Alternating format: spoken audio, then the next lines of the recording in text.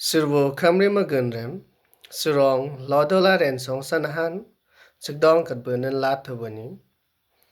Cigdong arere hiu saten kagum tu serenen re, tu do kingchum rem khomo holang bamsyo. Adon thosyo, ren song nan cigdong are, gomo gong shia matbu poyong lilung. Cigdong arere senong khomo kingchum ka.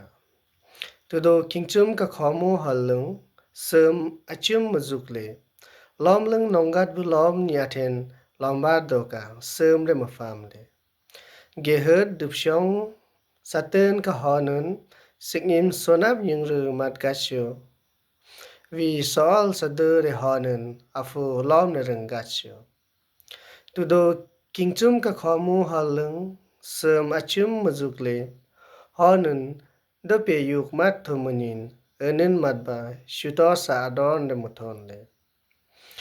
Hore, burdet burip diung zangomo, busyong le nahan, lechong le mudong le, tudo kingchum ka, komu holen la, ayut let hunlung da syong de liot le.